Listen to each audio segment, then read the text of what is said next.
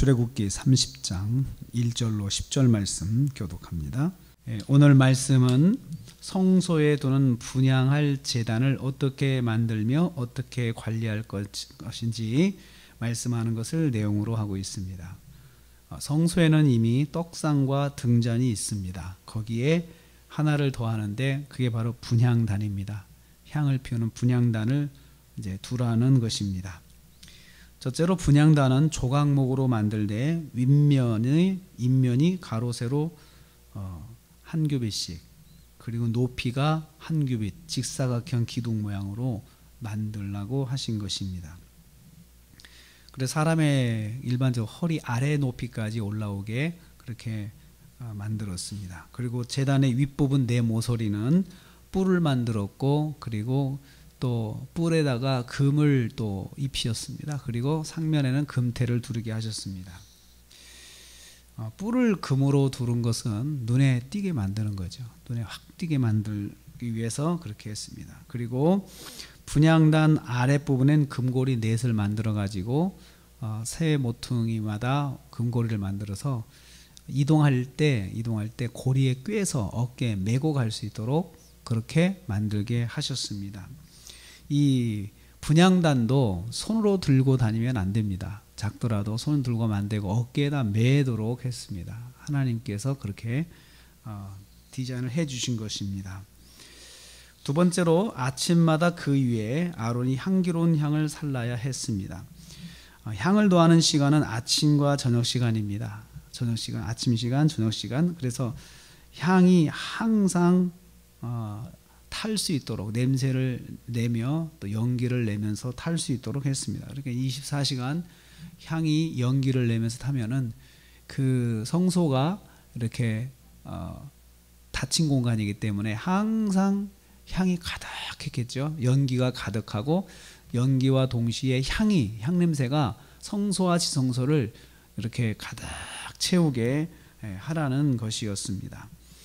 저녁에 등불을 켤 때에 들어가서 향도 관리를 해야 되는데 향에다가 이제 향을 더해 가지고 등불을 켜면서 이렇게 관리를 하라는 것이죠. 저녁에 등불을 이제 기름을 부어서 저녁 내내 등이 꺼지지 않도록 하고, 또 그때 향도 부어서 향이 계속 날 수 있도록 하고, 또 아침에는 또 들어가서 다시 또 관리를 하되 떡상에 떡을 갈아서 새떡으로 갈아 놓고 하여튼 그렇게 관리를 하는데요.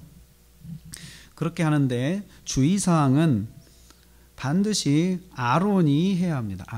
아론은 대제사장이죠. 대제사장이 그 일을 해야 하는 것이지 다른 제사장이 그 일을 대행하면 안 됩니다. 자기가 맡은 일은 자기가 해야 됩니다. 또 레위인을 시켜도 안 됩니다. 제가 말씀드린 건 레위인은 성소에 들어갈 수 없습니다. 성소와 지성소에 들어갈 수 없고 제사장들만 들어가요. 제사장들만. 그리고 레위인은 할 일이 성소와 지성소에 필요한 물품은 준비를 해 놓지만, 떡이나 기름이나 이런 것들을 다 준비하는 역할은 레위인이 해 놓지만 그걸 들어가서 직접 관리하는 역할은 제사장이 해야 됩니다. 대제사장이 해야 하는 것입니다. 그리고 끊어지지 않게 연기가 끊어지지 않게 24시간 연기가 날 수 있도록, 향이 날 수 있도록 대제사장은 신경을 써야 되죠. 그러면 어떻게 해야 될까요? 자주 들어가 봐야 돼요. 자주 들어가 봐야 되고, 향을 더하는 시간은 아침과 저녁이지만 자주 들어가서 향이 잘 타고 있는지 확인을 해야 합니다. 그리고 또 하나, 다른 향을 드리지 말고 정해진 향을 드리라. 아무거나 드려서 향을 내면 좋은 게 아니라는 거죠. 그래서 반드시 정해진 것으로 향을 내야 된다라고 그렇게 말씀하고 있습니다. 그리고 중요한 것은 10절입니다. 1년에 한 번씩 속죄일에 향단 뿔을 위하여 속죄제를 드려라 라고 그렇게 말을 합니다. 성경에서 우리가 출애굽기와 레위기를 계속 보다 보면은 성전의 기구들이 속죄제를 드릴 때 한 번씩 속죄의식에 참여를 해요. 기구들마다 속죄제를 드려가지고 깨끗하게 만들려고 해요. 깨끗하게.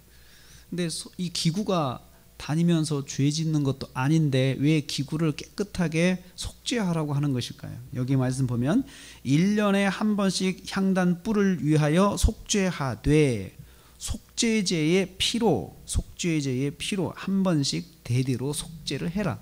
대대로 속죄하라. 그렇게 대대로 속죄한다는 것은 이 향단에 이 죄가 쌓여 있다는 거잖아요. 그 쌓인 것을 한꺼번에 닦아낸다는 뜻이잖아요. 청소한다는 뜻인데, 향단에도 쌓이는 죄악이 있다는 거예요. 쌓이는 죄악이.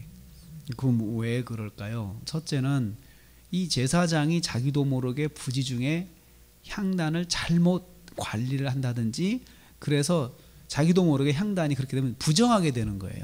잘못 관리하면 부정하게 되는 거예요. 또 하나는 그 백성들이 짓는 죄악, 특별히 제사장이 짓는 죄악은요, 제사장이 죄를 가지고 자기도 모르게 부지 중에 죄를 지어서 범하여서 가서 자기 이렇게 제단을 섬기잖아요. 그러면 제단이 부정해지는 거예요. 죄를 가진 사람이, 자기도 모르는 죄를 가진 사람이 이렇게 성소를 만지면 그게 부정해지는 거죠. 그러니까 그 부정한 것들이 자기도 모르게 짓는 부지 중의 죄악들로 인해서 제단이 부정하게 되는 것이 이제 쌓이게 되는 것을 1년에 한 번씩 깨끗하게 속죄하라는 거죠. 속죄제는 1년에 한 번이거든요. 딱 1년에 한 번 들어가서 속죄제를 드리는데, 이때 백성들이 부지 중에 범한 죄악들, 이러한 것들을 다 속죄하는 것입니다. 속죄하는 거죠. 그때 성전의 기물들도 다 속죄제를 통하여 기름을 발라서, 피를 발라서 거룩하게 다시 돌려놓는 것을 말합니다. 향은 향기와 연기를 요소로 하고 있습니다. 향기는 보이지 않는 가운데 영향을 주는 것을 말하고요, 향의 연기는 그 전체를 다 덮는 거예요. 그러니까 연기로 자욱하게 덮어놓으면 무슨 효과가 있냐면, 그 속에 있는 사람이 안 보이잖아요. 가려지는 거예요. 인간의 육신을 다 가려주는 거예요. 가려주고, 그리고 그 가운데서 하나님을 섬기도록 하는 것이에요. 연기를 통하여 여호와의 임재를 알게 하고, 향기를 통해서는 여호와의 영향력을 미치게 하는 것입니다. 성도는 여호와의 영광이 함께하는 사람들입니다. 그래서 연기 가운데 여호와께서 함께하시는 것을 그 성소에서 제사장은 느끼는 거죠. 여기 하나님이 함께하신다. 연기를 통해서 깨닫고요. 그 다음에 향기를 통해서는 여호와의 향기가 나에게 있다. 그래서 우리가 이제 그 향기를 미치는 사람이 되어야 된다. 여호와의 향기를 바라는 사람이 되어야 된다는 것을 여기서 말씀하고 있습니다. 그렇습니다. 오늘도 우리가 하루를 시작합니다. 또 하루를 살아갑니다. 우리는 여호와의 향기를 바라는 사람들이 되어야 됩니다. 여호와의 향기를 바라는 사람이 되어야 되고, 향기는 영향력을 말합니다. 느끼잖아요.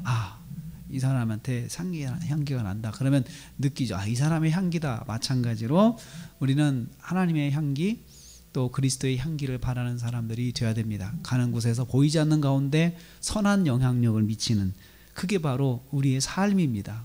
오늘 하루도 우리가 살면서 여호와의 향기를 바라는 그런 삶으로 영향력을 미치는 삶을 살아서 하나님께 영광을 돌리고 여호와를 영화롭게 하는 하루가 되시기를 주님의 이름으로 축복합니다.